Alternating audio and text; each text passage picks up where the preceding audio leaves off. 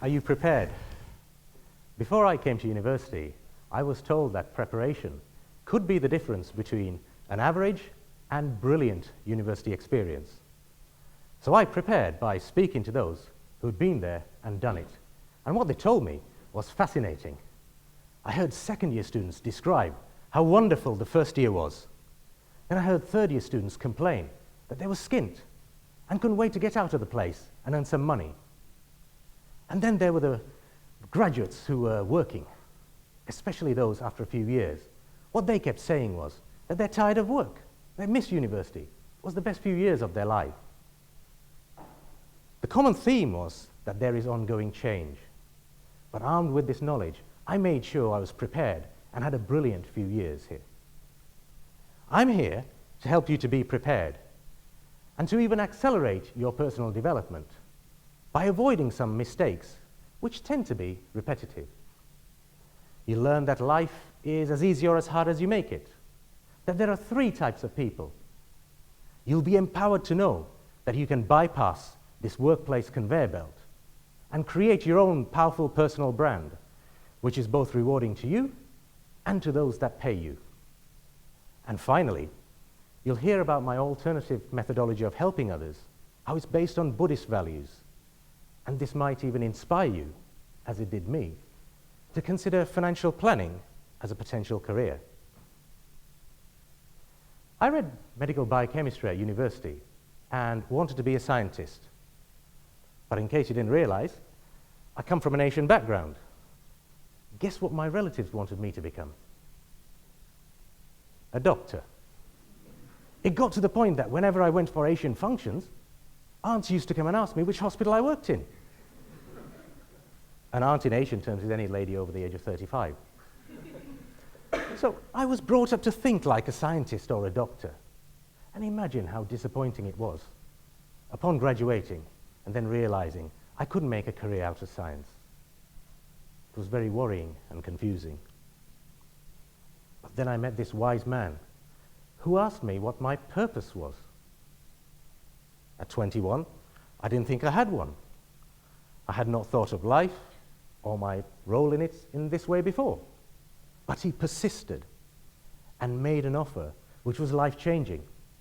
He said, if I can show you a way or a job where you can help and influence a person, family, or business to be the best they can be, because they channel every decision through you, because you are their trusted advisor, would you take that job? I said, of course I would. I mean, who wouldn't? Imagine my disappointment when I found out he was a financial advisor. I mean, I hated money. I did not see what that job had to do with helping people like scientists, teachers, or doctors. Can a financial advisor help people? I think they can, because the job deals with constant ongoing change. And how best to showcase this to you than through a real-life case study? Let me share with you Mike and Eileen's story. Imagine your parents. They might have had a similar experience in the past, or this could be you in a few years' time. Following a business sale, they wanted advice on what to do with £400,000. We had an in-depth discussion about what was important to them about money and why. Eileen wanted financial security, but Mike, he wanted some of the finer things in life. The first observation was that they didn't really have that much. What appeared rosy wasn't the case. So the first lesson was to convince them that if they carry on doing what they have been doing, they are going to get the same results, or have not much in a few years' time. This was done by showing them their financial future. Imagine if you could see your financial future. How would you change? Seeing is believing, and for them, this is what it looked like. Blue is good, red is bad. We call this your lifetime cash flow model, a glimpse into your future. Being a model, we can get it to do anything on the catwalk, otherwise known as a PC. What if you spend less, save more, need more, can't work, receive an inheritance. Anything can be built into this model, and the final picture will give you fright because there's a lot of red, or peace of mind because there's blue. And it's the job of the financial planner to restructure the finances so that there is blue, giving the person confidence, financial freedom to go and do what they want. And in their particular case, this detailed analysis shows that if they carried on living the life they want, to maintain their standard of living, they had to dip into their savings in 12 years' time.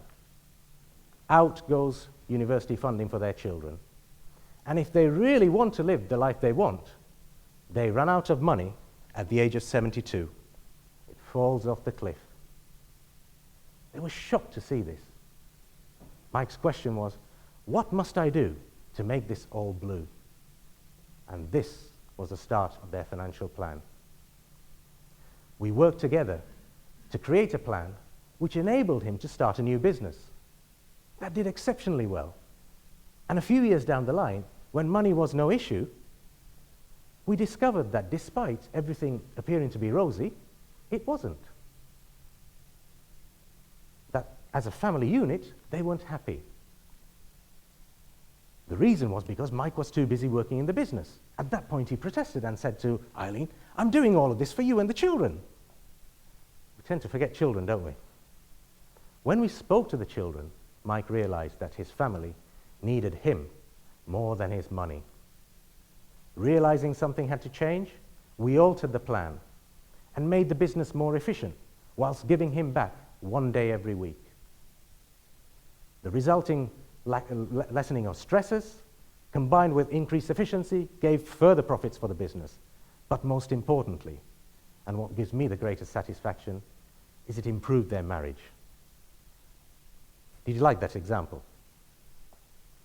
There are 3 lessons I want you to take from this.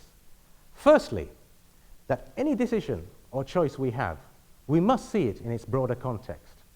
That is, what is the bigger picture? In their case, they wanted advice on a lump sum of money. For what? Most jobs out there are transactional, one-off. I remember going into a bakery once and asking for a pastry, and I got one. But can you imagine if that was a service industry, what sort of a conversation we would have had? I'd have gone in and said, morning, Danish pastry, please. Said, yes, sir, but before we do that, I need to make a quick health assessment and find out your calorie intake. Sorry, I'm in a bakery, right? Yes, but I'm providing you with a service. I mean, looking at you, you could do with a salad as opposed to a pastry. Beg your pardon? But you don't even do salads. Could you just give me what I asked for? But sir, wait. I see the bigger picture. Bit of a crazy conversation, isn't it? But that's how most employers work. They don't work like that. They would expect their staff to ignore the bigger picture and sell what they had. Worse still, they could lie and sell what appeared to be a salad, disguised as a good old muffin. The way I see it is this. You go and work for somebody else and earn for them based on their needs. You become a pawn in a system.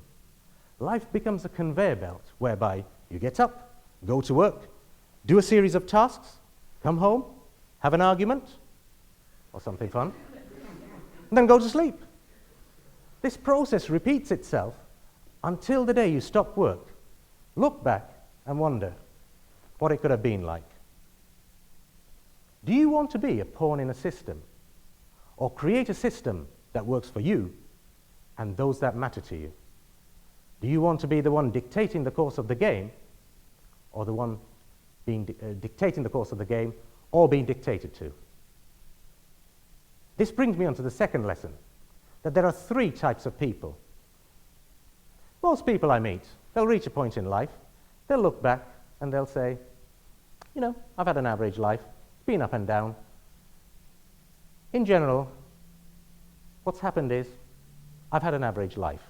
What they mean is, they've had a flat line. And I'm going to explain this graphically, because the most successful people I know, they're not only good with money, they do well with their money. They hire in experts to make their money work harder for them. And this flat line can be shown graphically like this.